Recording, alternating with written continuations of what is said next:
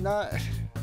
I read a couple DC Zero Months. I enjoyed them. I think more than I was enjoying any of the other New 52 books at the time. So that's been pretty cool, you know. Got a little glimpse of the origins, things like that, new continuity. It's been pretty good. I haven't picked up all of them because who picks up all of them? But, you know, the ones I've read are pretty decent. They're okay. I mean, not a big fan of their. I was a huge DC fan. And I, you know, pretty much got every book. And I mean, I still kind of do, but since the reboot, it just completely is failing in my eyes. I mean, sales-wise, it's doing well, but. I don't read like I used to, so on a business aspect, it was successful. They got attention to the store. Initially they were hot, but by the time the month went over, it trickled down. So. It was interesting. I don't know. I mean, a lot of them were promising like cool stuff after 0 months, so I kind of wanted to get it over with, but at the same time I still liked it for what it was. I was never a DC guy. All I really read was a few Batman titles, and then when DC New 52 came out, I really jumped onto a couple titles, and then I feel like they really fell into the same DC pattern. It's very slapdash. They really, I know they said that they knew what they were doing and they just didn't show, but no, they didn't know what they were doing. I think it would have been more interesting if, you know, for Detective Comics, they enlisted, you know, Henri Ducard, a detective, you know, and done a story like that, but they didn't. Instead, we got like an assassination of some random ninja master. I mean, it doesn't really mess with like longtime fans. Like, you're gonna get it, you're gonna figure it out. You know, it's really not that much of a game changer. It's just purely for making money. That's why I don't like it. They're just doing it by the seat of their pants, and whoever, you know, editorial says, just like, you know, and it's just not working. It's more controversial to a smaller group because as a whole it's selling, so they're not going to listen as much. If it was you know, if it didn't sell, it'd be a different story. Yeah, obviously Crisis on Infinite Earths did something similar. This is just the same thing. As long as the stories are good, that's all I care about. I think my favorite reveal out of all of them was Batman Dark Knight's reveal that there was no reveal, which I thought was brilliant. They were like, Joe Chill killed Batman's parents and there's no conspiracy, which was great because everybody has always redone that. And I think the coolest thing that they've redone about Batman is that they didn't change the origin, and I thought that was a thumbs up. I enjoyed that, but it was fun. It was a fun time. So.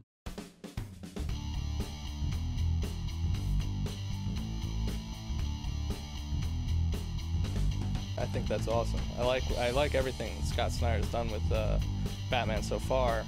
I think it's going to go over well as far as sales. I don't know if it's going to last. The only problem is it might be one of those things where it's a top-selling book. As soon as they leave it, it just falls. Nobody can write Superman. You know, they all do the same thing. And if they want to be original, you know, they try and do something with his story, and then but he's always the same character. He's always, you can't kill him. He's got every power in the book, and you know, he's a Boy Scout. You know, we'll see. I mean, Snyder might be able to do, if it's just a regular Superman book, you know, without having to worry about the movie, it might be good. Yeah, absolutely, that's going to be a great book. I don't even like Superman, but those do the rules, so I'm sure that'll be a great book. I might try it because it's, obviously I like Jim Lee's art, but Scott Snyder's writing has been really top-notch, so, I mean, the stuff he's been doing with Batman, if he can do half of that with Superman, Superman might be readable, but I'm not a big Superman fan anyway. Give him an edge. Make him dark. Make him a little more mortal. You know. That's the problem with Superman. They put big talent on it. It sells, and as soon as they walk away from it, it just goes away. Because Superman, unfortunately, is very dated. It just doesn't sell like it used to. You know.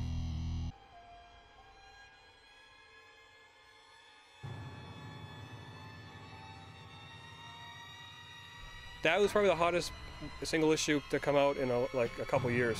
Oh, it was crazy. It was great. I mean, they were leading up to that for so long. I feel like this run has the potential to be up there, something that we'll see in trades from years to come.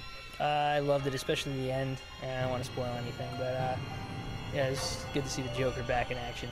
The reception to it, the way, you know, people buy multiple issues of it, just they'd buy number 13, trying to find Detective 1, you know, where he loses his face. And they were buying the whole run. And Scott Snyder literally overnight went from like a nice writer to the writer. I mean, it's exciting to see people excited about the book, especially coming from Comic-Con, and just having it up on the shelf and seeing people walk by and the reactions to it was awesome. So.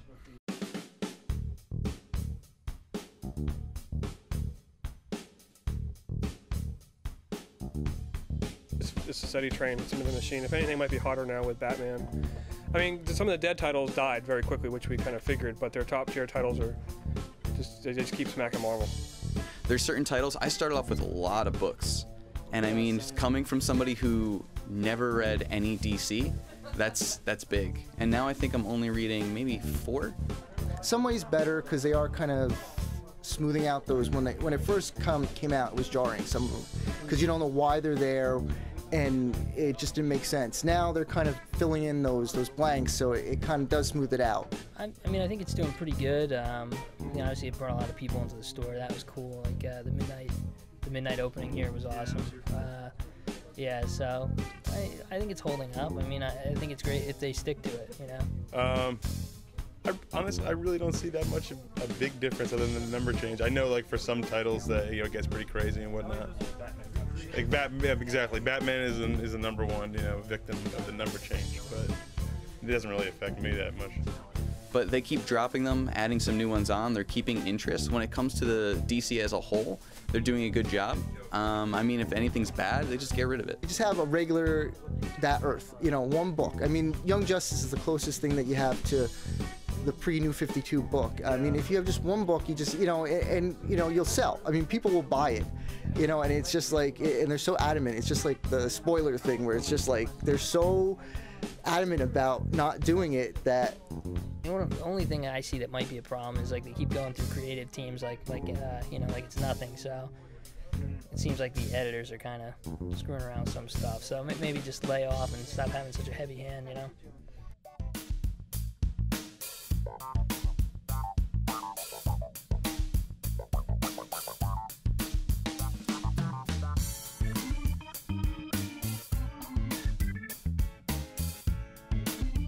Just like we all have beef at work, they're gonna have beef at work too. It's just unfortunate that theirs gets on all the news sites and whatnot, you know.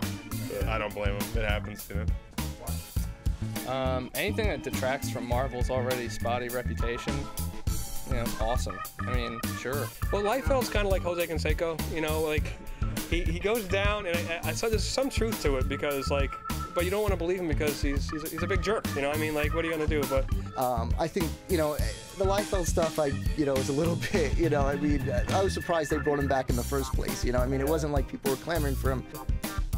I mean, when it comes to the fan side, I really feel like as long as comics are coming out, there's gonna be some I enjoy, there's gonna be some I don't. And the one thing that I think we forget about is that these people, this is still their job. Perez, I actually respect. I understand what he was saying with he's trying to get stuff done. Warner Brothers people are like, listen, it has to look like this. He's like, it's a comic book. I can't just, it's on a magazine. I can't just change it. Well, I mean, I think, especially with the DC stuff, it really does show like what's going on because it's just pretty much just, they're just doing whatever. They're just don't, I mean, whoever's telling them, whether it's editorial or it's Warner Brothers, telling them what to do, and you know, it doesn't seem they really respect, you know, the time it takes to make a story. You know, I mean, you can't change these things in a second. So it's characters that you don't own. So as much as people are, you know, angry about what'll happen to Spider-Man, angry what'll happen to this character, there's only so much you can do as a creator, as an artist, as a writer. You still have to fit into what they want. So it's a lot of hands in one project, so I can see how people can, you know, step on each other's toes and want to do their own thing.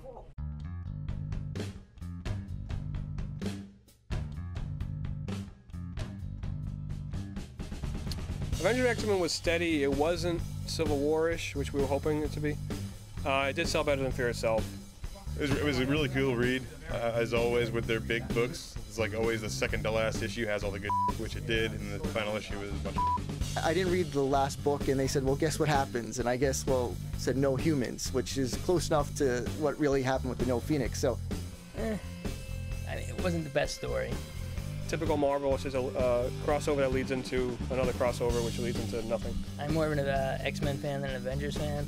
Kind of seemed like the you know, the X-Men got the short end of the stick on that one. No, it was really cool. I'm glad that Scott Summers is locked up. He's a psychopath. He needs to be put in jail for the rest of his life. He does. Big Cyclops fan. Hate Wolverine. That's about what I feel about it. It was too long. It was kind of open-ended at the end. It was a letdown.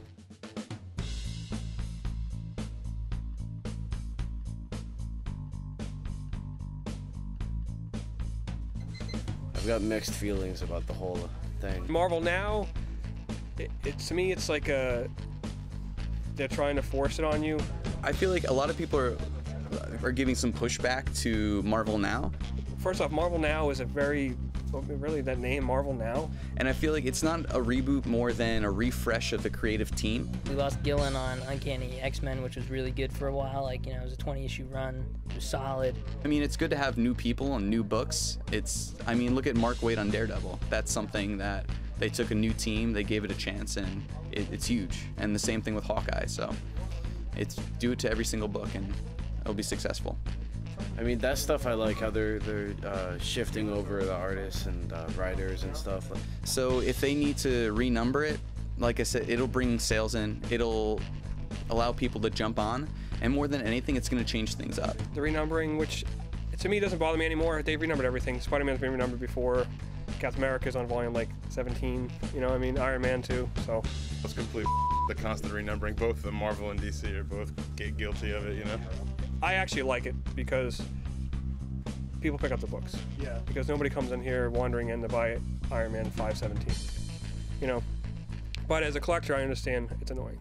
It could be good. I'm willing to see what happens as long as the Now books don't turn into something that's close to New 52. At least DC 52, like 2 years from now, it still makes sense. Marvel Now, like 3 years from now, they're gonna have to change it. You can't be calling it Marvel Now. I mean, it just sounds very, I don't know. It just sounds, it's lame.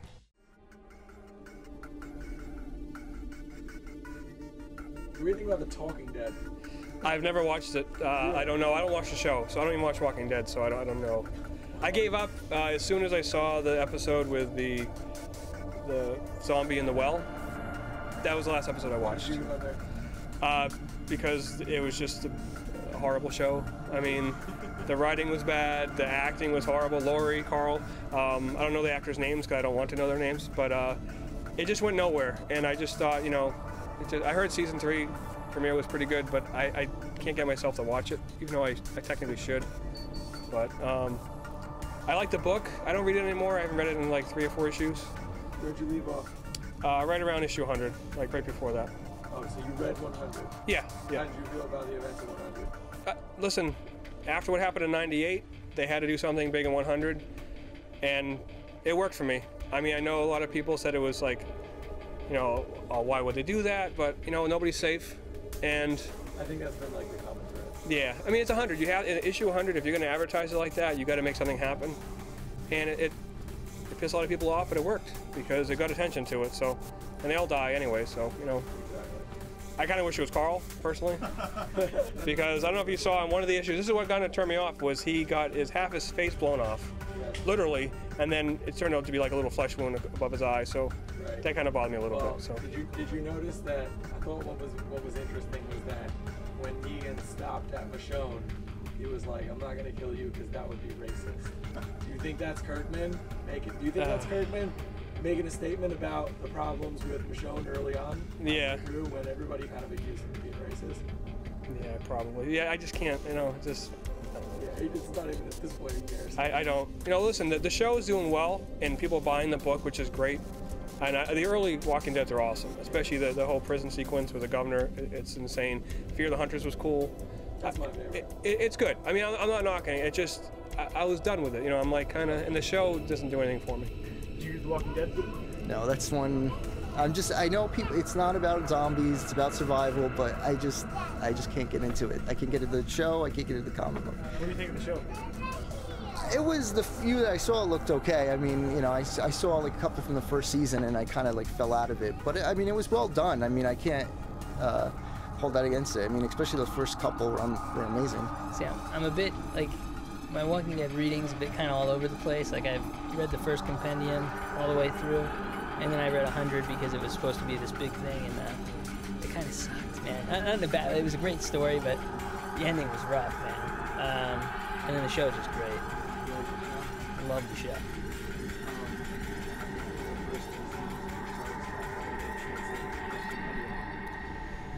Yeah, I mean, I think what's great about the show is that they kept it separate enough. Like, certain characters did or did not die when they were supposed to. There's some things I like, there's some things I didn't like. In the first 2 seasons, Carl sucks. Terrible character. That kid just won't stay inside. He's causing people's deaths left and right. But in the 3rd season, it seems like they realized that he was a terrible character and they decided to clean him up. And then, I guess Andrew also got on my nerves. But other than that, I mean, I thought the casting was good. I think it stacks up pretty well when you know, you compare it to the compendium. And, I mean, the big test is going to be the governor in the prison. So this is the season that I think will make or break it, really. Season 3 opener was epic, dude. It was brutal. It was minimal talking, a lot of zombie killing. That's great. When they cut out the emo and they keep it brutal, you know. That's the best way to do it. You know, season opener. Were you happy with the decision to kind of follow Dale's original? Yeah. I kind of wish Dale was still alive though, because he had a lot of story left to go.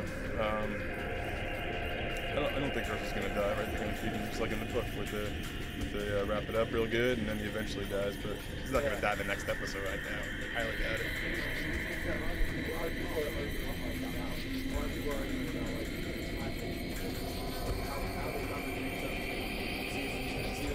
Yeah.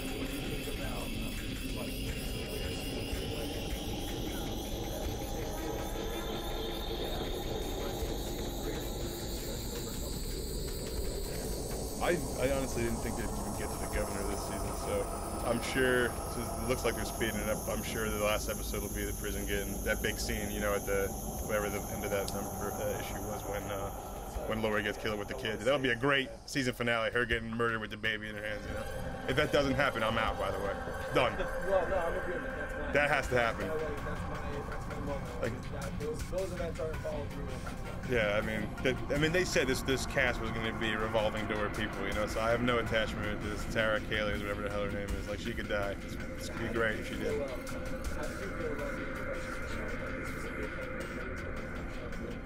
When she rescued Andrea in the woods. Yeah, how'd you feel about like her intro? It's perfect. No words. She's a cold. She's supposed to be. You know what I mean? So just lopped off 2 zombies real quick, saved her ass. It's a perfect intro.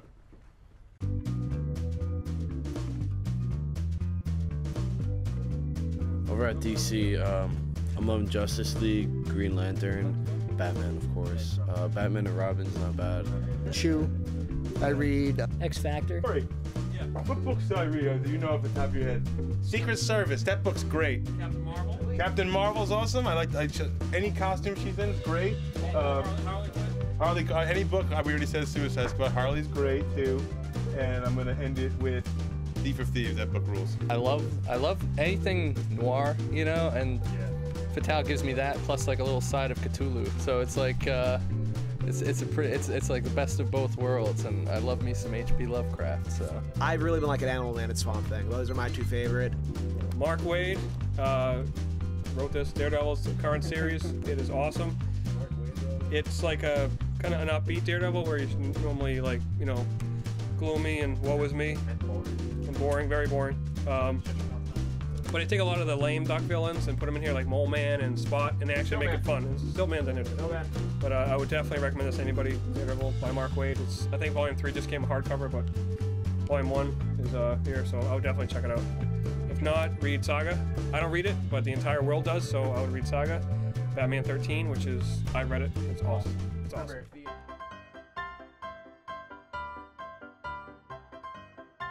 I'm going to show you a lot of independent books because, I mean, the only like Marvel and DC books I pick up are the ones that everyone picks up. So I'm not going to tell you to read Batman because if you're not reading Batman, like, what are you doing? But yeah, man, Hand Projects was really cool.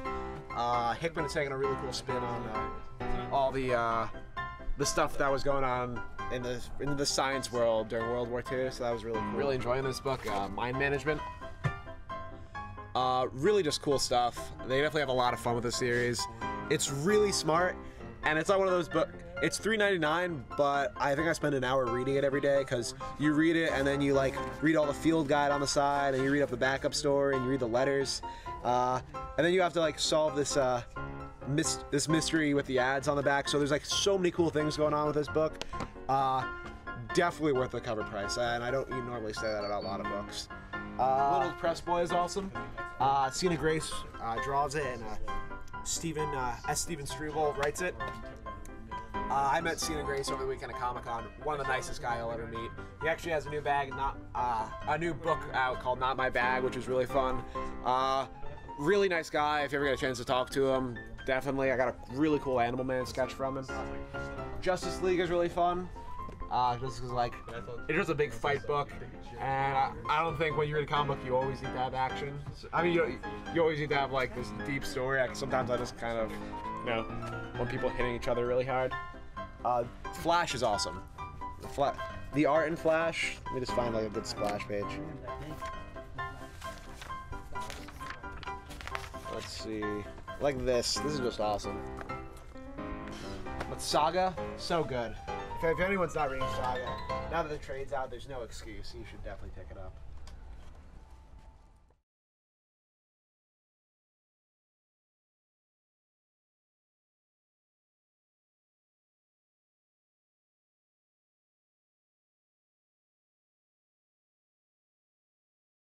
Todd McFarlane caught wind of it. He's like, people like Spawn, and then it's like Todd McFarlane back in this issue, and then it's sucked again. Like everyone's just like, oh, he's here. Let's leave. Yeah, it's like when Tom walks in the store, they're like, I'm done.